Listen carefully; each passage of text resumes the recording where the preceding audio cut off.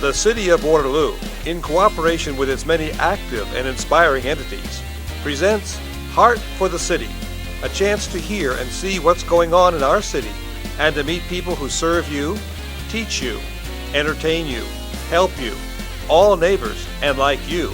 Make this a city on the move. And now, here's our host, the Honorable Quentin Hart. Hello everyone, and thank you for joining us on Heart for the City.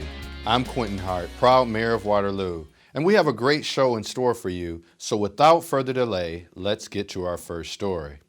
I would have a hard time describing the extent of my admiration for our fire rescue department. Putting water on fire achieves the same result it did 60 years ago. But what has changed is the materials that burn and the tools and equipment used in the response. Besides this, the expanded role of protection involves emergent illness, accidents, confined space, and water-related rescues, incidents with hazardous chemicals or biological agents and threats resulting from severe weather, but more on how your fire department has adapted to the modern changing conditions. Stay tuned. Welcome to the Waterloo Regional Airport. Waterloo Regional Airport is served by American Airlines with daily flights to Chicago O'Hare and connections anywhere in the world. Our airport offers convenient and easy access, fast security lines, $6 daily parking, and comfortable passenger waiting areas. Whether you're traveling for business or pleasure, fly ALO. Visit us online to book a flight or to check our flight schedule. Fly with us today. Welcome back to Heart for the City. Fire continues to be a public health concern as a significant source of mortality, especially for older populations as well as for young children. Damage from fire remains one of the leading causes of residential property loss. To tell us how fire rescue deals with this and other crises is Fire Chief Pat Treloar. How are you, sir? Very good. Thanks for having me, Mayor. No, thank you for being here. And you know, we know the name Fire Rescue and that your department fights fires, but you do so many other things. What else does the fire department do?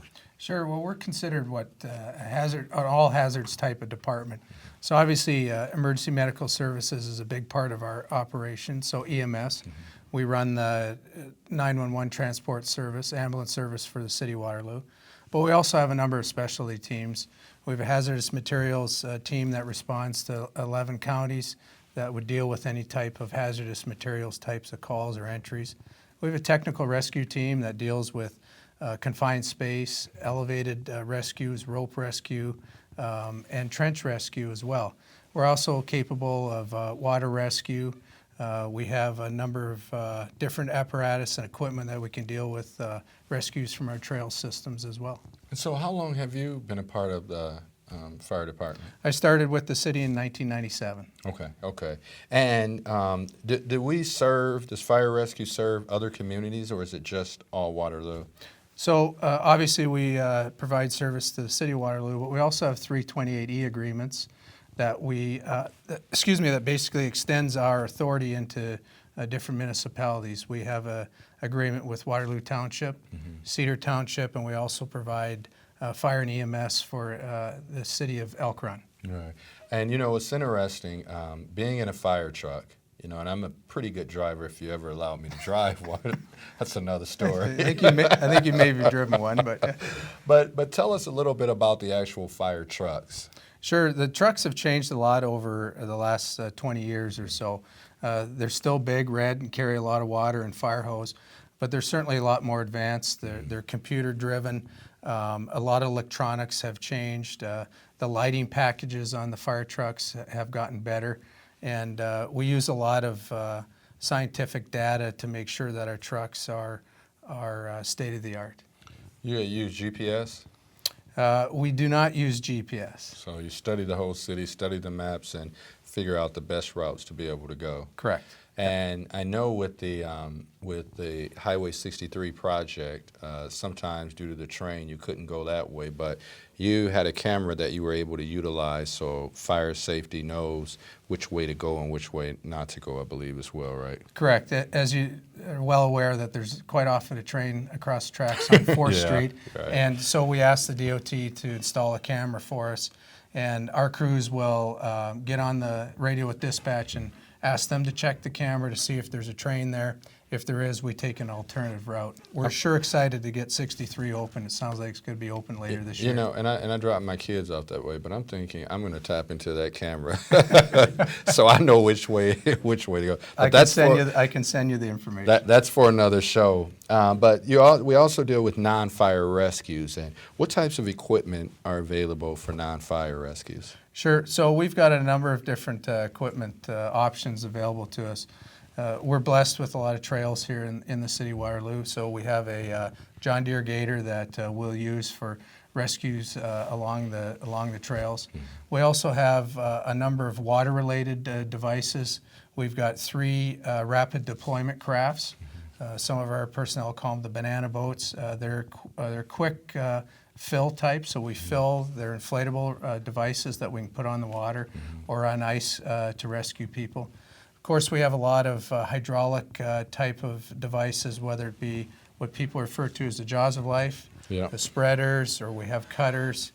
We have lifting bags for rescues where we can lift very heavy objects off, maybe a person or a car or something like that. So we have great equipment. We're blessed with that. And it's kind of like it's blessing to have all of that equipment that we never want to have to use one day if we don't have to. And right now, how many fire stations do we have within the city? And they're a little bit different. What's in each kind of one of them? Sure. So we have 6 stations that are strategically placed throughout the city of Waterloo.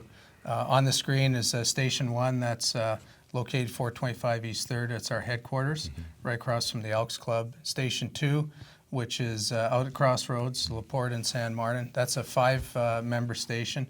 So we run a fire truck and an ambulance out of that station. Station 3 out by Unity Point Hospital, that's a 3-person station.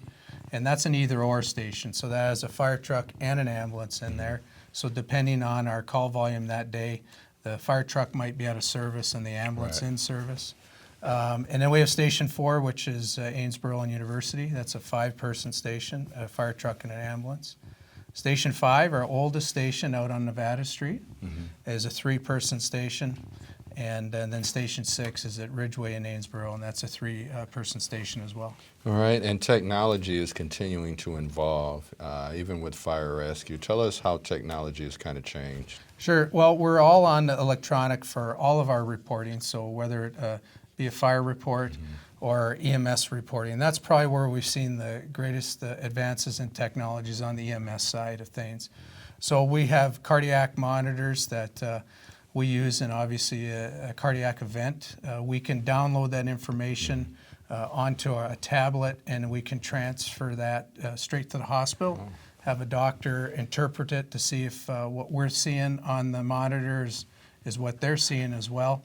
And all of our patient care reporting is now done electronically on a tablet, including patient signatures are all done electronically. So we've kept up pretty well with advances in technology. And keeping up with the advancements, that means that, you have classes that, our fire rescue does a lot of different things and learn as much as they can. And we also have a regional training center. Can you tell us what that is? Sure. Our regional training center is 1900 block in Newell. And out there we have what we call a training tower. So there's no fire operations that go on in there. We can do high angle training.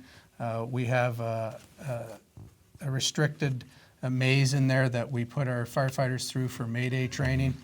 We open it up to other departments around us to use the facility as well. We also have, we're very fortunate to have it as a live burn building. So we do live burn training in there, which is essential for our guys and surrounding departments. And in the building itself, we host a number of different classes. We have a Quad County Fire School out there every year, and our local EMA is located in the building as well. All right, and we're coming down to the last few moments, but can you take about a couple seconds to tell us about the lockbox program and the smoke detector program? Sure. So we have a Knoxbox residential program. We think we're the only one in the state that offers it.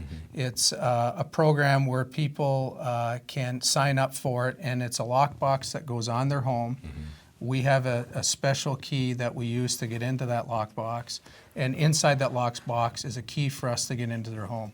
So it's ideal for seniors or people with disabilities that live alone. It allows us to get in the building without doing any damage. Our smoke detector program, we're coordinating with the American Red Cross. Recently, we've put in well over 250 detectors into our homes in Waterloo. We know it's going to save lives, and we still have another 200 to put in. All right. Well, thank you very much, Chief. I believe I speak for everyone in expressing our gratitude and thanks to you and all 108 members of Fire Rescue for the great dedication they exhibit to protect us from the numerous hazards that they may face. So thank you so much. Fire Rescue provides many public events in local schools and businesses that help enable a primary objective of the department, which is building a safety-conscious community. Children and their families are invited and encouraged to visit their local firehouse for safety instruction and a station tour. Larger groups are asked to call ahead to schedule an event at 319-291-4460. So whenever you hear sirens and see flashing lights, it's time to figure out where the emergency vehicle is coming from and how you can make way for it to pass. Increase your odds by visually scanning the road around you at all times and keeping your music at a reasonable volume. I'll take that one to heart. Reducing your distractions is going to improve your driving skills in all sorts of ways and make driving safer for everyone. Every year, about 2,000 people lose their lives in residential fires. Smoke and deadly gases tend to spread farther and faster than heat, and that is one reason why most fire victims die from inhalation of smoke and toxic gases, but not from burns. The majority of fatal fires happen when families are asleep because occupants are unaware of the fire until there is not adequate time to escape. A smoke alarm that stands guard around the clock, and when it first senses smoke, it sounds a shrill alarm. This often allows a family the precious but limited time needed to escape. Moving on. Voting is one of our most important rights and responsibilities. And I should know that of all people. About 150 million Americans are qualified to vote. Unfortunately, many don't, thus giving up on a chance to select leaders and representatives who will cater to the majority's will. A low turnout can result in people taking office who represent special or narrow interests. A high turnout signals our leaders that citizens are involved in paying attention, ensuring our elected officials are more responsive to issues. So voting, even for those running unopposed, sends a message of support and community involvement. Some of our state voting rules have changed, but voting is still simple and efficient. But where can we find out about how and where to vote? The answer is after this. There's a place that lies directly between where you've been and where you're going. It's the place in the middle, the place where your past and future connect. Hawkeye Community College is that place, connecting you to great faculty, engaged students, and four-year destinations like the University of Northern Iowa. Every masterpiece starts with a blank canvas, and every success story begins with an empty page. Start writing your story today. Hawkeye Community College. Connect. Welcome back. The Office of County Auditor was created in 1870. The state legislature added the duties of Commissioner of Elections in the early 1970s. The County Auditor is an elected position with a term of 4 years. Today, the primary duties and responsibilities of the Black Hawk County Auditor include the Election Department, a division of the Auditor's Office, conducting all elections in the county and maintaining voter registration records, among other duties. Here to help us understand these duties and how we can be sure not to miss our duty to vote is Karen Showalter, Elections Manager. Welcome. Thank you. Thanks for having me. Well, thank you. So you haven't been around here since 1870. No. Or I look real good. But tell us a little bit about your background and how you became involved in the election process. Sure. I've been a part of elections for the past 20 years. I have, I guess, a unique background that I've worked campaigns on the legislative side and now for the process in general. So a little bit of everything when it comes to elections. And so on all sides of the process. And there's been some changes in the Iowa election laws. Can you tell us a little bit or talk about the requirements to provide specific identification? We've been getting a lot of questions about those things. Sure. There have been quite a few changes in the last few years, but I would say the biggest one is the voter ID bill that was passed in 2017. And so last year we started having that requirement of providing your ID to vote. Last year we also had the oath, which they were calling it a soft rollout. So if you did not have your ID, you could do a personal oath, but that was only for 2018. So come now 2019, you will have to have your ID to vote at the polls. If you want to vote, and what we're really looking for is a driver's license, an Iowa driver's license or an Iowa non-operator ID. I would say to voters watching, if you don't have one of those documents, please call our office, which is 319-833-3007, because we can issue a voter ID card that would also suffice for voting at the polls. So what if your ID has expired? Is that the same route? That would be the same route. There is, without, I guess, going into too much detail, but we do have a 90-day grace period on those IDs. So if it's expired, it still is good for 90 days. But if you're nervous by any means, please call our office so we can make sure that your current ID will work at the polls, or we can issue you this voter ID card. And then also, what is a provisional ballot? You know, you hear that so often, but what is a provisional ballot? A provisional ballot is used for a couple of different reasons. The most popular, I would say, is this happens frequently, that somebody will have requested to have an absentee ballot mailed to them. They will have lost it for whatever reason, and then they'll come to the polls to vote. We need them to vote a provisional ballot, meaning that we just don't count provisional ballots on election night. Those are held for our absentee team. So in that case, we would just want to verify we had not received their absentee ballot before we would count their provisional. But when it comes to ID, so if somebody came to vote and didn't have their ID and they couldn't have an attest or a test for their ID, our workers will ask them to vote a provisional ballot. Again, not counted on election night, but they would still then have to come to the courthouse to show us their ID before the ballot could count. Wait. So the absentee ballot.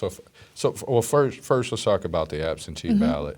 You know, when and why would you use an absentee ballot? If you can explain that to us. Sure. It's you don't really have to have a reason to vote absentee. It's more, I would say, for convenience, but certainly if you're out of town or in the hospital or can't be around on election day, then that's a great use for the absentee ballot, but you don't have to be gone. It can be more for convenience. So an absentee ballot, you would have to request to have a ballot mailed to you, which that deadline is tomorrow at 5, so we're cutting it close for that.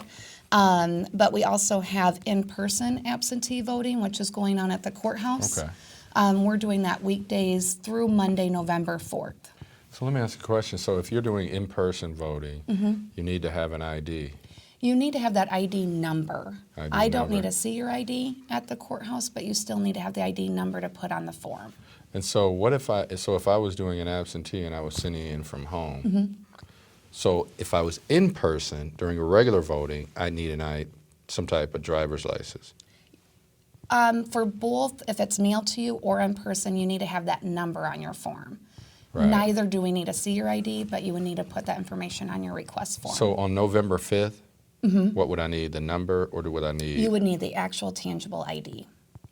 The one where it has my pretty picture on it. Or this voter identification card that would not the have card. a photo that we can issue you. But if I did it from home?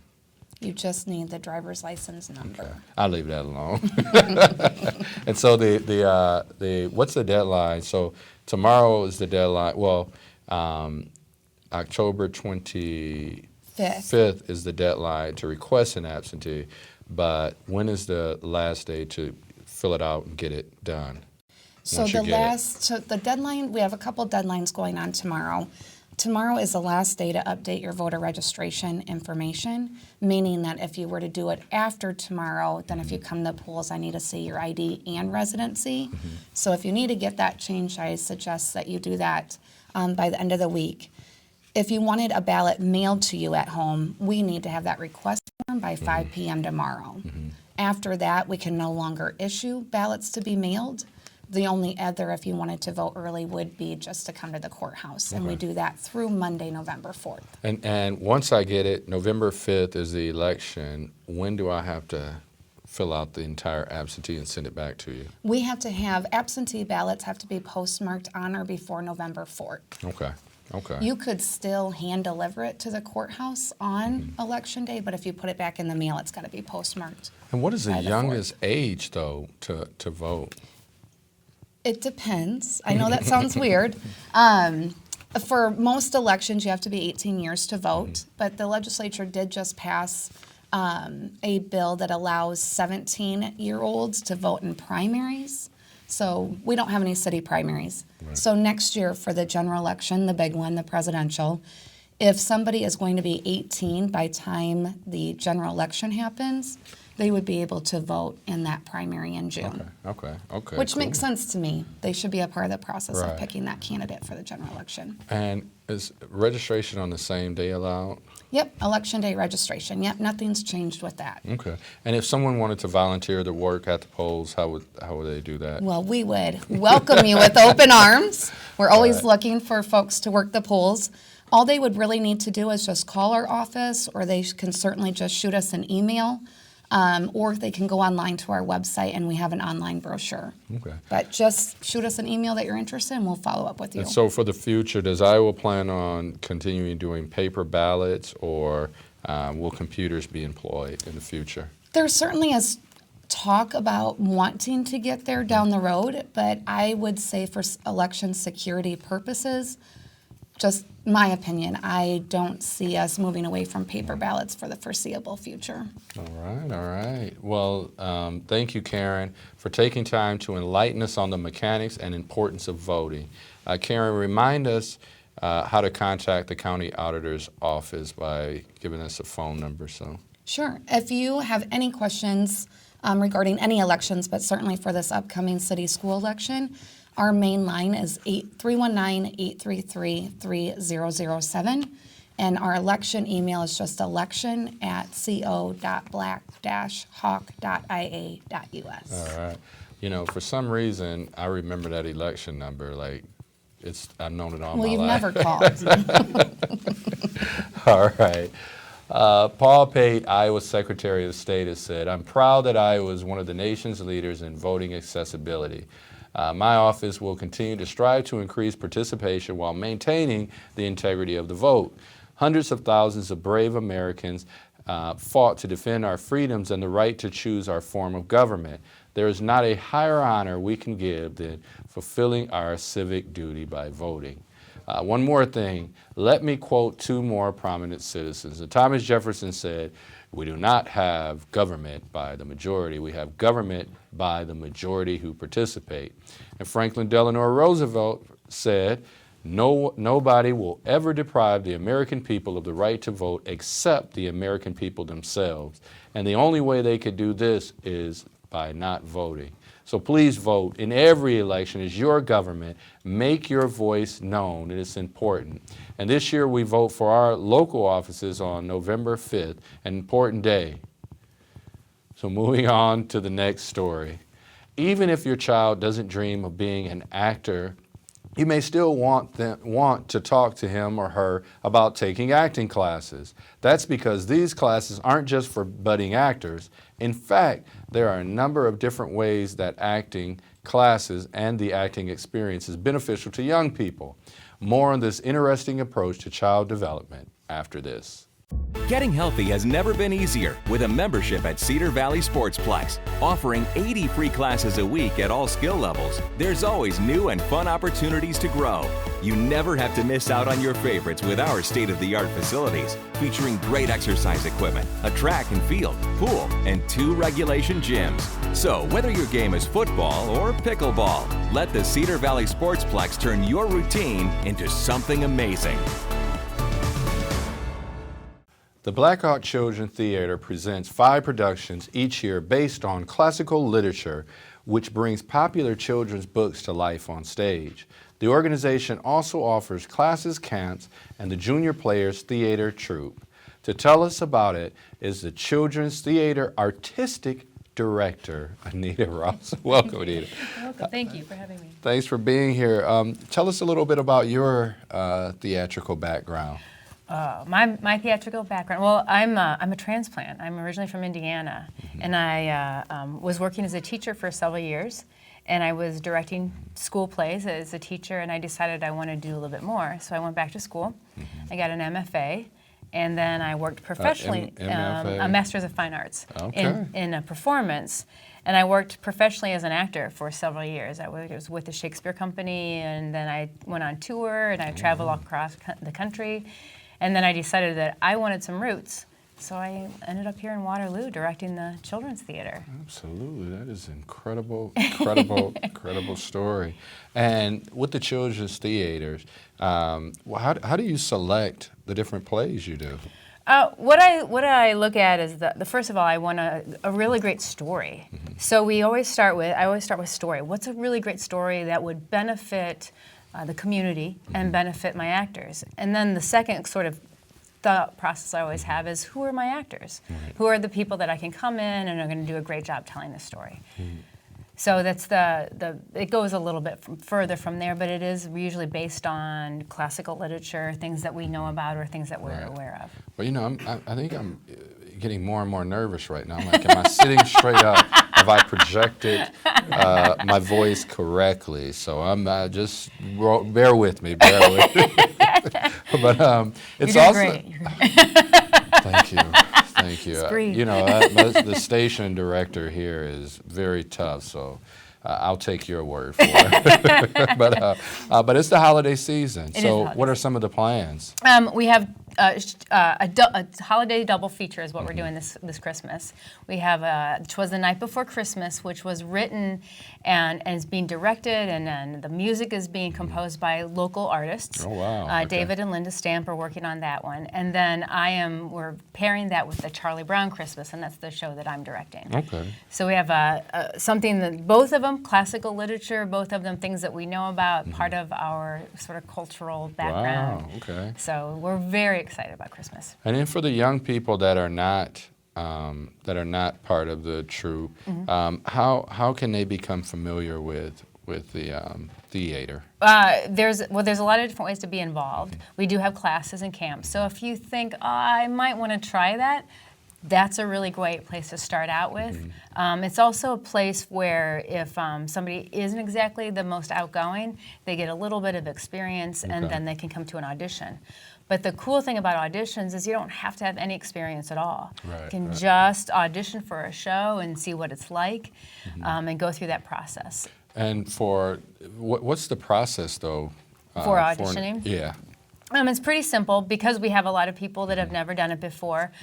You'll show up on that day, fill out a few forms so we can keep track of you and know where to find you for future callbacks or future if we want to cast you. And then from there you'll read a little bit, you may sing, you may dance depending on what the show is. Almost always, yeah. That would pretty much take me out of, that would take me out of all of them, singing, dancing. All these checklists, it's like, it's too many standards. We try to keep it pretty easy and relaxed because it is a sort of a scary thing. And I always, I've been doing it for a long time. I have forgotten how scary it is though. And so we want to keep it relaxed. We want to let you show off your best self. Well, the good thing is, and you kind of touched on it, but preparation helps a lot. Oh, it helps. So how do they prepare One of the things you can always do is read the script ahead of time. So you can always come down to the Walker Building, that's where our administrative office is, as well as where we have classes. And it's across the street from the Waterloo Center for the Arts. It's a little red brick building over there. Check out a script, read it ahead of time so you know what the story's about, who the characters are. So with Charlie Brown Christmas, we know that story pretty well, but you still might want to check it out ahead of time and know what we might ask you to read. Right, and how does a child know if they're right for acting? Yeah. Well, That's a really great, there's always the passion. Right. There's always the passion and the desire. And if you enjoy sharing a story with other people. So if a child enjoys reading aloud to their siblings or reading in front of their school, that's a pretty good indicator that they would enjoy theater. Well, I mean, there's always a part for someone, like if the story, I can be the main actor and my station director finally can be like a tree or be a pot there. So there's a role for everyone. There's a role for everyone. I keep throwing them under the bus like that for some reason. Man, all this preparation I had to do for the show today, and oh my goodness. I'm sorry. Let me digress and go back. Okay, let me get back into character, interviewer. But so can acting be learned, or is it intrinsic? But how? I think I think it can very well be learned, but it does take the ability to commit and connect. And what I'm seeing more and more is once we can allow people to connect, which is becoming more and more rare, as you may know, in our world, to put the phone down and really look somebody in the eye. Yeah, they probably have a play where they just like text each other. That'll be the play now. I don't know that would be very interesting, but I think a lot of that can be learned. Because you said it earlier today that it really takes listening. Yeah. The number one thing is really learning to listen and respond openly in that moment. And you've traveled across the country and you've done a multitude of things, but the ability to be able to listen is incredibly important. But are there some things that young people within your group can actually learn from participating in theaters, some benefits? Totally. Sometimes for no other reason than they learn the ability to be able to calm themselves, to center themselves, and speak to somebody like you and I are speaking without becoming so nervous and overwhelmed by the moment that they can't speak or they can't form thoughts.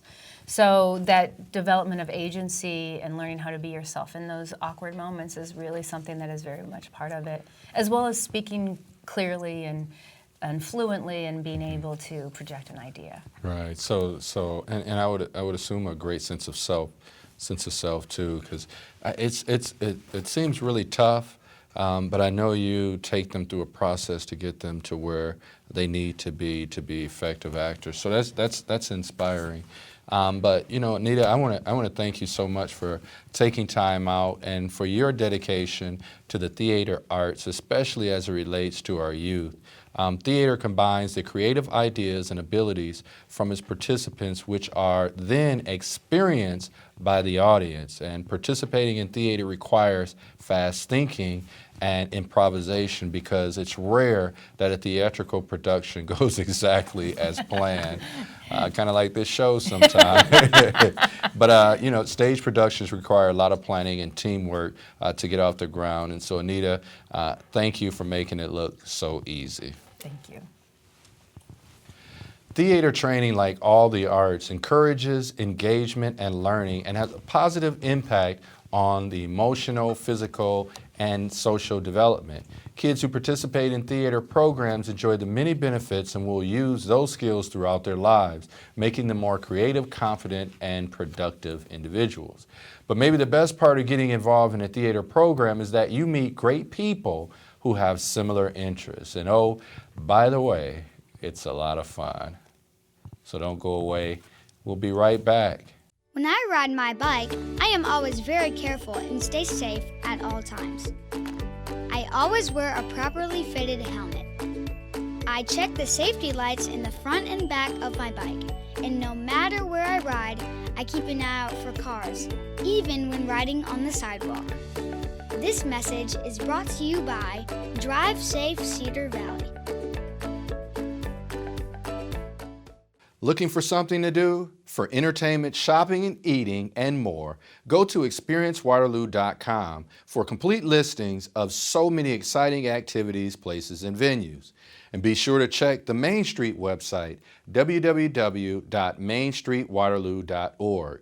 We have much going on in downtown Waterloo, including exciting annual events which you won't want to miss. And consider the many opportunities to be a part of Main Street by volunteering. Well, that's our show. We welcome your suggestions and feedback. And remember to tell others these episodes are available for viewing from the City of Waterloo website and at cityofwaterlooiowa.com, and search for Heart for the City. And be sure to like us on Facebook. But please join us next time, and thanks for watching Heart for the City. Until then, I think you will agree, it's a great day to be in Waterloo.